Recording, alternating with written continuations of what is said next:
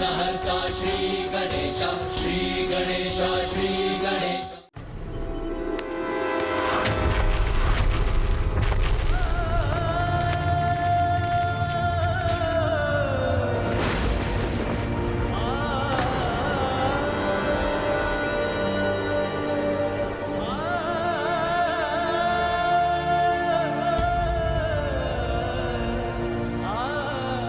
जो पुंडलिक ने किया है उसका दंड तो उसे भोगना ही होगा।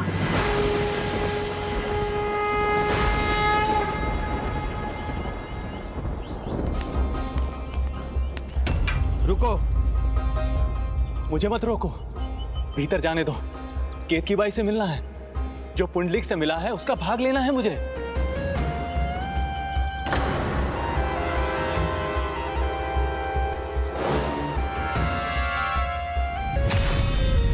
छोड़ो, छोड़ो मुझे।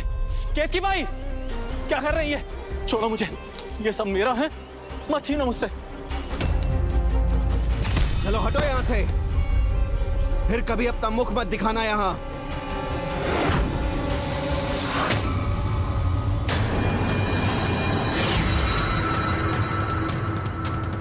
केतकी बाई, दुष्टता की भी कोई सीमा होती है।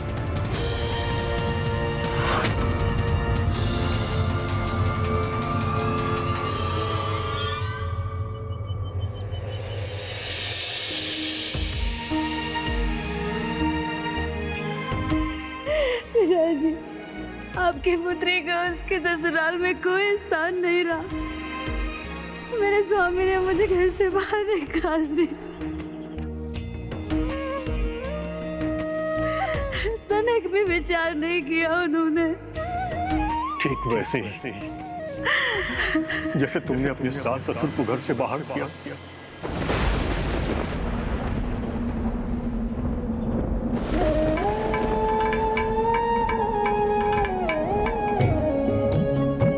तुमसे पहले ही ये सूचना यहां तक पहुंच चुकी है।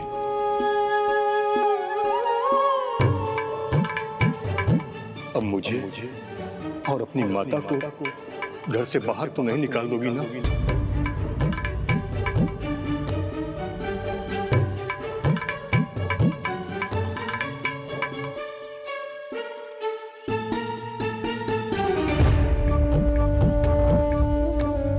जो अपने माता पिता के साथ ऐसा व्यवहार करते हैं,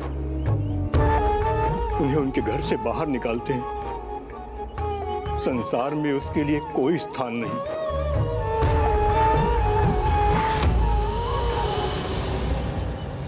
ये लीजिए ताऊ जी, मैं पुष्प और जल ले आया।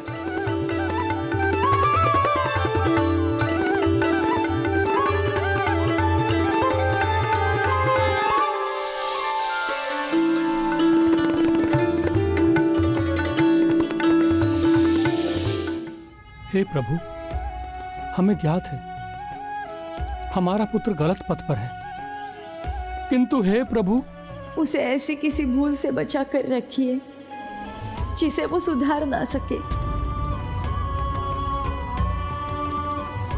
हे प्रभु, जिसने इनसे इनका सर्वस्व छीन लिया, ये उसी के भले के लिए आपकी प्रार्थना कर रहे हैं। हे प्रभु, इनकी ममता को फलित कीजिए, इनकी गुहार सुन लीजिए प्रभु। पुंडलिक के माता पिता आपसे गुहार लगा रहे हैं प्रभु, क्या अब भी आप उसकी सहायता नहीं करेंगे? अब उसकी सहायता करने का एक ही उपाय है राधे, उसे उसके दुर्भाग्य के और निकट लाना। किंतु ये तो उसका सर्वनाश होगा प्रभु, इसमें उसकी भलाई कहाँ है?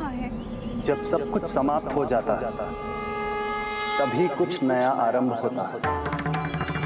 ऐसा आरंभ जिसमें सुंदर संभावनाएं होती। संभव है भविष्य में पुंडलिक अपने आवरण उतार देगा और वो पुंडलिक बनेगा जिसे देखने के लिए हम सब ललायित हैं। वो पुंडलिक बनेगा जो अपने जन्म के उद्देश्य को पूर्ण करेगा।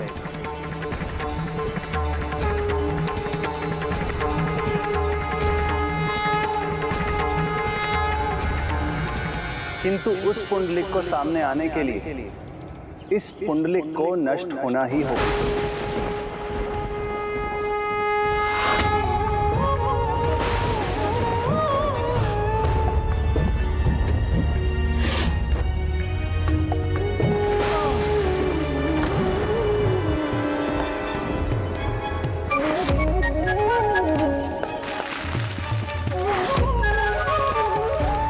जमाई जी को ढूंढ रही थी। अच्छा हुआ वो मिल गए।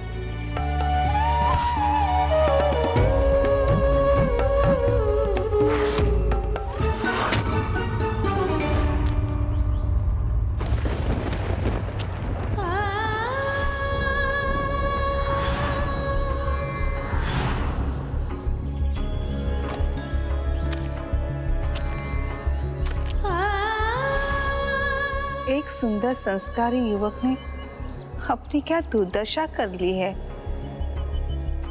मुझे इसकी सहायता करनी चाहिए। दामाजी रुक जाइए, मेरा हाथ थाम लीजिए। दामाजी संभालिए अपने आप को। मुझे किसी का हाथ नहीं थामना, मुझे किसी की सहायता की आवश्यकता नहीं है। दामाजी रुक जाइए। दामाजी संभालिए अपने आप को। मैंने कहा ना, मुझे किसी की सहायता की आवश्यकता नहीं है। किंतु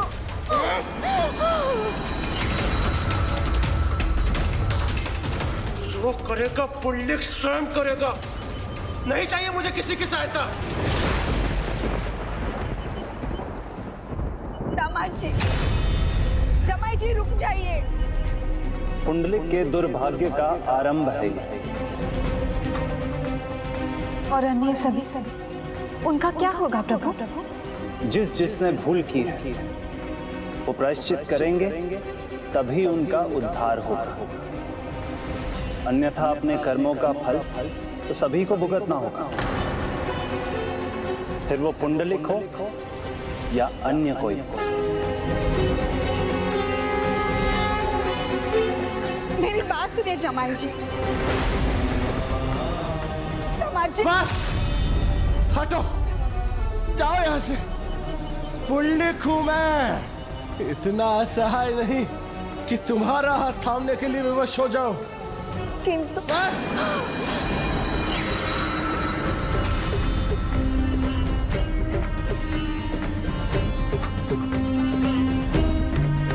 ये अपने पर कैसे कष्टों के पहाड़ बुला लिए इन्होंने।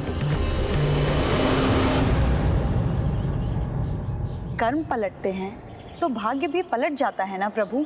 पुंडलिक के सामने भी उसके कर्मों का फल आ ही गया।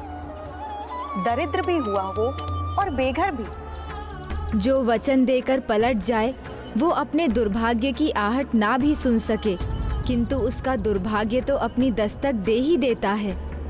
प्रभु गोविंद को साक्षी मानकर जो प्रतिज्ञा उसने ली थी, मैं अपने गोविंद को साक्षी मानकर प्रण लेता हूँ। मैं वचन देता हूँ कि आज मैं कहीं नहीं जाऊंगा।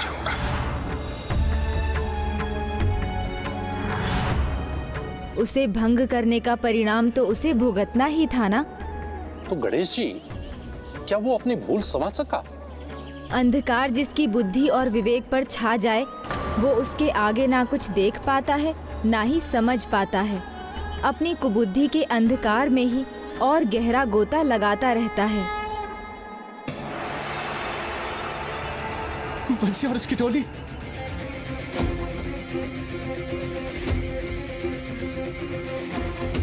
मेरे मित्र बंसिया, मैं पुंडलिक बंसिया, पुंडलिक।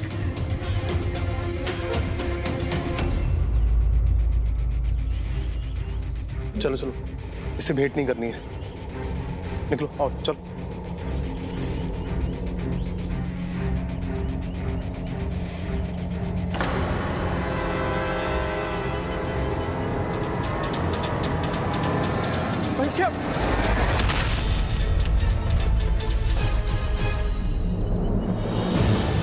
प्रेम का गुरु कौन है?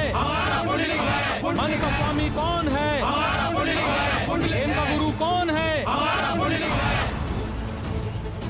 जो गुरु पुकारते थे मुझे, उन्होंने भी मुझसे अपना मुख मोड़ लिया। अपनी पुत्री की पीड़ा एक पिता से अधिक कौन समझ सकता है, किंतु एक पिता अपनी पुत्री की भूल और उसके दोष को नकार भी नहीं सकता।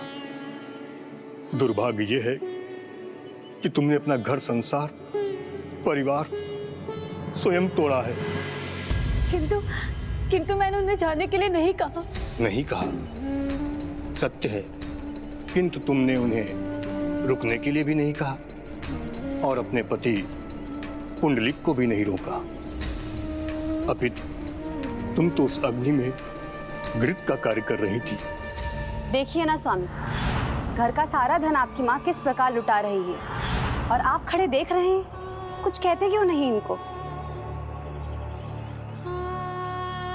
किंतु अपने ही घर में उन्होंने चोरी करी, ये कैसे भूल गए आप?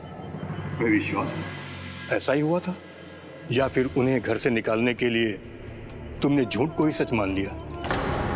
जो स्वयं अपना घर छोड़कर जाने के लिए तैयार थे, वो अपने ही घर में चोरी करे।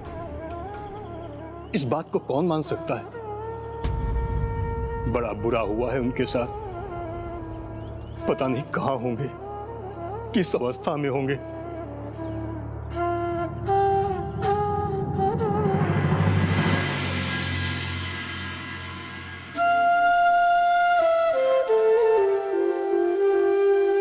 पुत्र दिवाकर, प्रभु गोपाला, प्रभु गोविंदा का स्थान सदा स्वच्छ रखना होगा, तभी पूजा सफल होगी हमारी। अवश्य ताऊ जी, और यहाँ गर्मी भी बहुत है, इसीलिए मैंने छाया की व्यवस्था भी कर दी है। पुत्र पुंडलिक पर सदा प्रभु कृपा की छाया रहे, इस माँ को और कुछ नहीं चाहिए।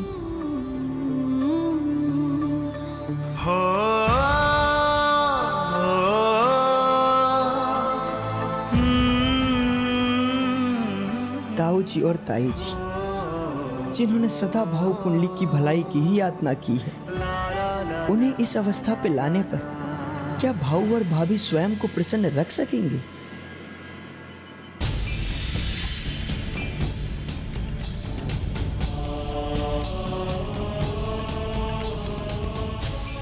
जिसके लिए सब कुछ त्यागा, आज उसी ने पुंडलिक को त्याग दिया।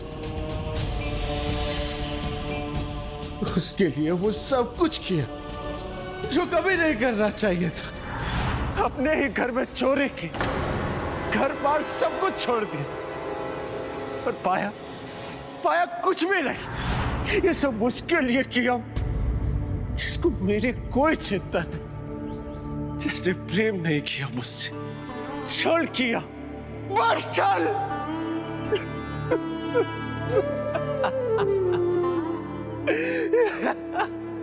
पुंडलिक, तुम मूर्ख हो, महामूर्ख, महामूर्ख पुंडलिक।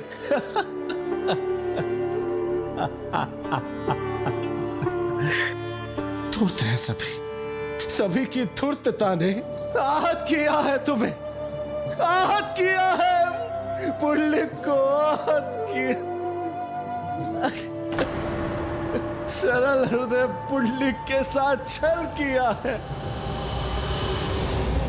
छल तो वो स्वयं के साथ कर रहा था ना गजानन। भूल उसने की, उन्हें स्वीकार करने के स्थान पर अपनी दरिद्रता का दोष दूसरे पे मढ़ रहा था। विक्षिप्त ही हो गया था वो।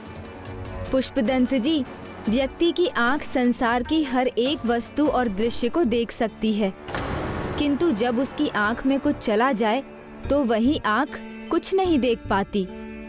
उसी प्रकार व्यक्ति दूसरों का दोष देख पाता है, किंतु अपना नहीं, और स्वयं को दया का पात्र समझने लगता है। ऐसा कर अपने दोष को सुधारने के स्थान पर वो स्वयं को और हानि पहुंचाता है। पुंडलिक को ये तो स्मरण रहा कि दूसरों ने उसके साथ क्या व्यवहार किया, किंतु वो स्वयं अपना व्यवहार भूल गया जो उसने अपने गोविंद, अपने माता पिता के साथ किया था। एक संपन्न परिवार में जन्म लेकर सभी सुख भोगने वाले पुंडलिक के लिए दरिद्र हो जाना असहनीय था, और इसीलिए धीरे धीरे उसका मानसिक संतुलन भी खोता जा रहा था। दामाद, निकट मत आना मेरे, मुझे किसी की सहायता की आवश्यकता नहीं। दूर जाओ, मैंने कहा दूर जाओ मुझसे। निकट मत आना मेरे। अब कुछ नहीं है मेरे पास, मुझसे कुछ प्राप्त नहीं होगा तुम्हें। समझ गया मैं सब कुछ समझ गया हूं। इस संसार का एक ही सत्य है, कोई किसी का नहीं, बस स्वार्थी सर्वोच्च है।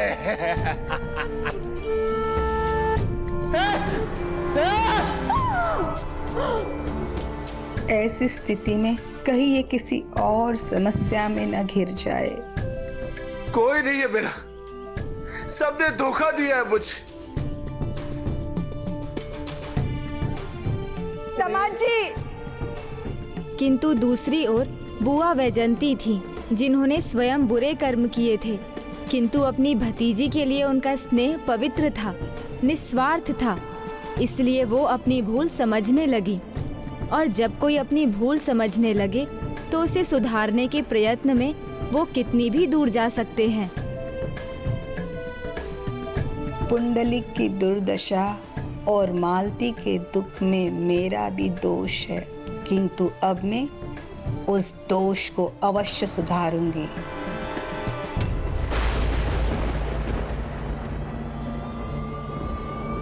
मुझे कुछ भी क्यों ना करना हो, मैं पुत्री मालती को उसका अधिकार अवश्य दिलवाऊंगी।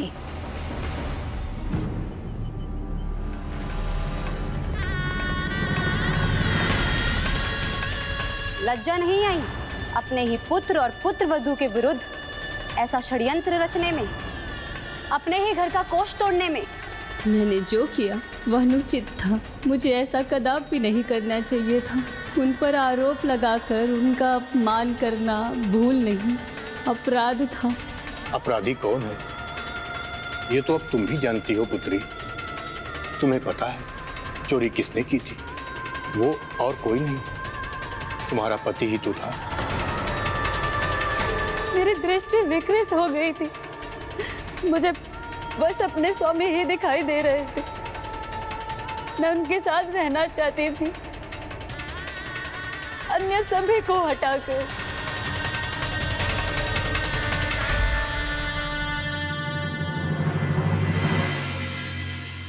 शांत हो जाओ पुत्री।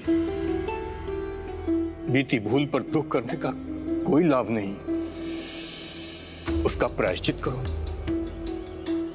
उसे सुधारने का प्रयास करो, किंतु उसके लिए अपने दायित्व को समझना आवश्यक है। विशेष रूप से बड़ों के प्रति उनके सुझाव में अनुभव का सार होता है, जिसके लाभ की कोई सीमा नहीं। उनका आशीर्वाद तो परिवार के लिए अमृत के समान है, जो हर एक विपदा से परिवार की रक्षा करता है और परिवार में सुख, शांति और प्रसन्नता का वातावरण बना रहता है। अब बताओ, उनको दुखी कर भला कौन सुखी हो सकता है? उनके रहने से पुंडलिक अपने घर का कोष रिक्त नहीं कर पाता, अपना समूचा धन, समूची संपत्ति किसी और को न दे पाता, जिससे तुम्हारा घर परिवार सुरक्षित रहता। किंतु तुमने अपने माता पिता के आशीर्वाद को ठुकराकर अपने ही सौभाग्य को ठुकरा दिया पुत्री। उनके आशीर्वाद, लाड और अनुभव से वंचित हो गए। ऐसी स्वतंत्रता किस काम की, जहां न सुख हो, न शांति हो, न सहयोग हो। मिलकर रहो तो किसी भी परिस्थिति का सामना सरलता से किया जा सकता है। मुझे अपनी भूल समझ में आ गई है पिताश्री, और मैं प्रायश्चित भी करना चाहती हूँ, किंतु वो तब होगा जब मैं अपनी भूल सुधारूं। मुझे बताइए वो मैं कैसे करूं? जिसे अपनी भूल का ज्ञान हो, उसे सुधारने का मार्ग भी उसके हृदय को पता होता है।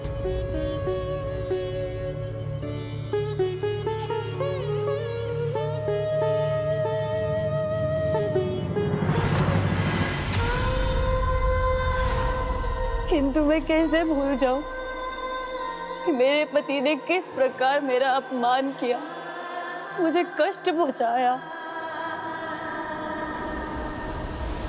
गर्मी तो बढ़ती ही जा रही है। देवी सत्यवती,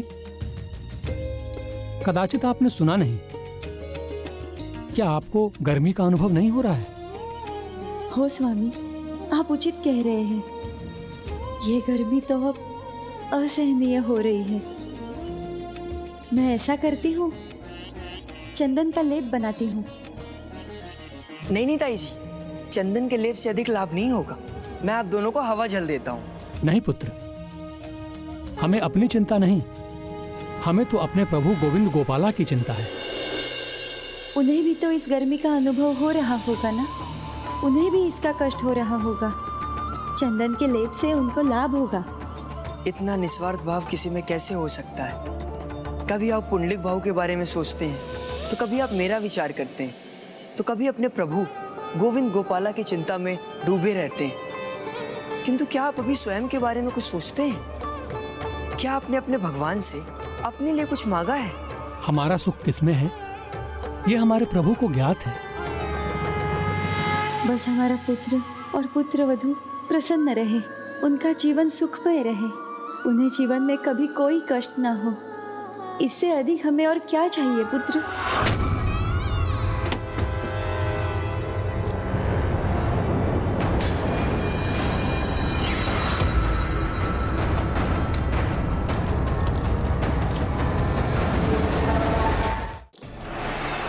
ये सब इसी दृष्टा का किया धरा है।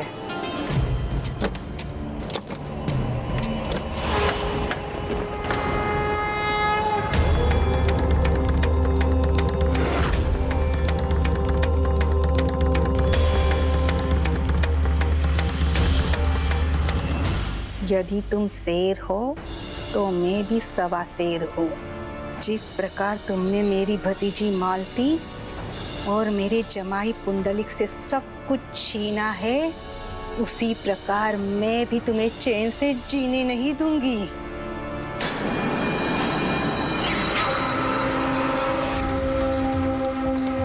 इतना सब कुछ मेरे कारण हुआ है और फिर मुझे ही दूध में मक्खी की तरह निकाल कर फेंक दिया। केतकी बाई, इसका परिणाम तो भुगतना पड़ेगा तुम्हें। दया करूं मैं, अवसर मिला तो दया नहीं करूंगा।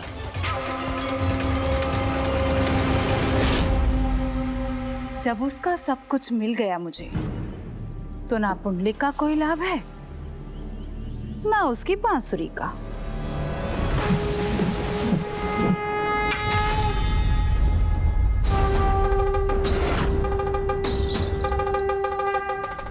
ओ, तो ये भी यहाँ है। बहुत प्रतीक्षा करवाई तुमने, पर ये सब कुछ अब हमारा है। पुंडलिक की सारी धन संपत्ति का अब हम आनंद उठाएंगे।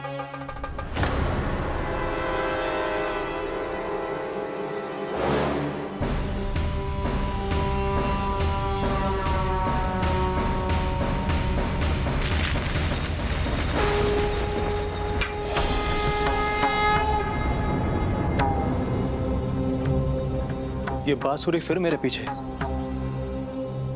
उठा लूं क्या? उठा ही लेता।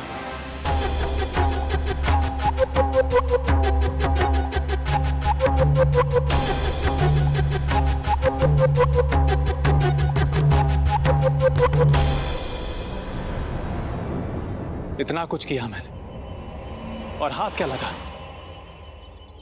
ये बांसुरी।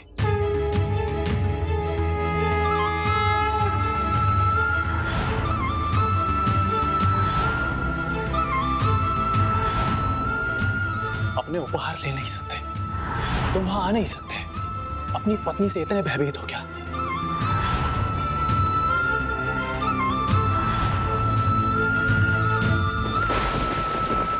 बुरे कर्मों का फल मीठा कैसे हो सकता है? एक धार्मिक पिता, एक संस्कारी घर का पुत्र जो स्वयं भक्त था, लालच में आकर पथभ्रष्ट कर दिया मैंने, बेघर कर दिया इन दुष्ट महापुत्री के कारण। किसी प्रकार यह सब सुधर सकता तो अवश्य सुधार देता मैं।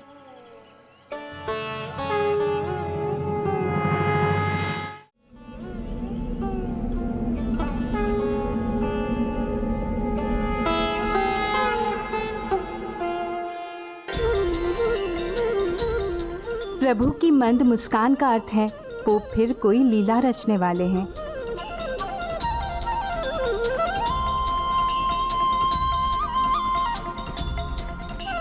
हे प्रभु, यदि आप मुझे सुन सकते हैं तो कृपया मुझे मार्ग दिखाइए, जिससे मैं केतकी बाई को उसके कर्मों का दंड दिलवाने में साधन बन सकूं।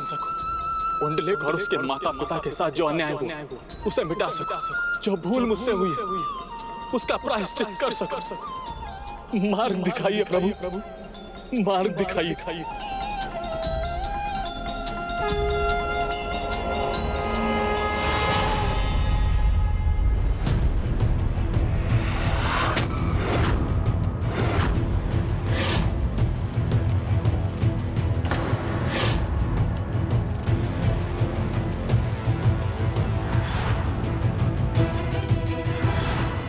ये वृद्धा, तो क्या ये मुझे अपने दंड से दंड देने आई है? भाग लो दयाकर, भाग लो।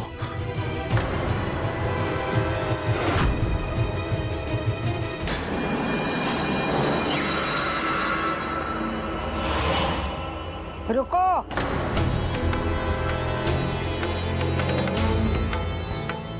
तुमने जो अभी कहा, यदि तुम वास्तव में वही करना चाहते हो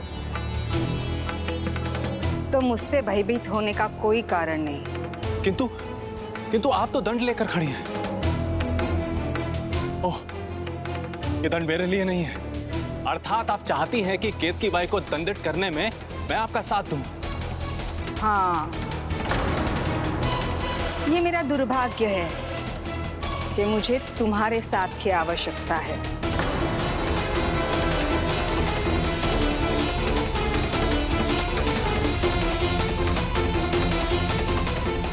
किंतु हम मिलकर भी क्या कर सकते हैं?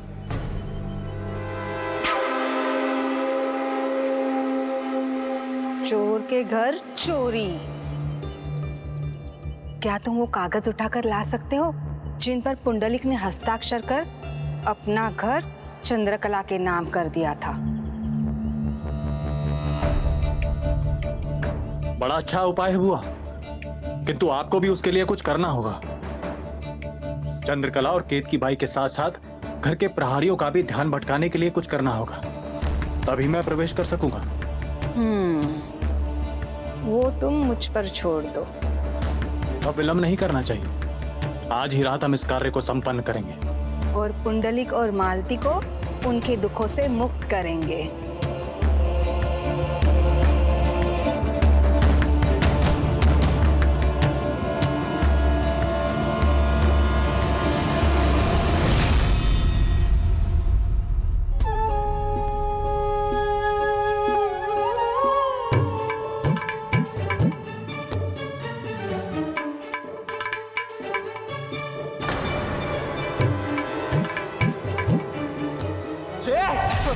मैं भिखारी नहीं हूँ। हाँ? भिखारी नहीं हूँ मैं। पुंडलिक,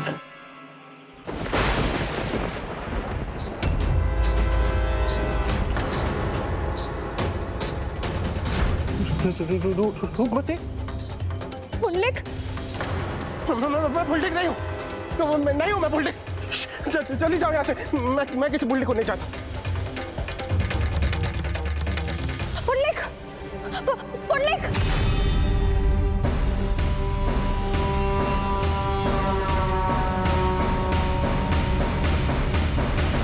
पुंडलिक, पुंडलिक।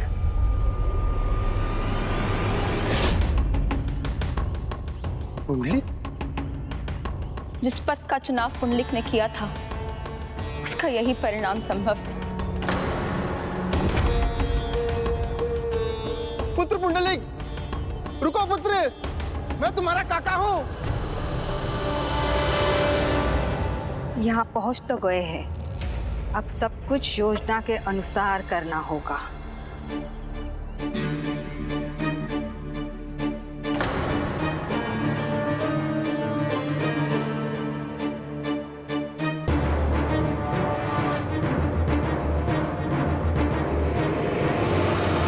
रुको रुको, तुम भीतर नहीं आ सकती। बैजंती बुआ को रोकोगे तुम? हटो। आज केतकी को बैजंती बुआ के परिचय की प्राप्ति हो ही जाए। आज उसको मेरा सामना करना ही होगा। केतकी!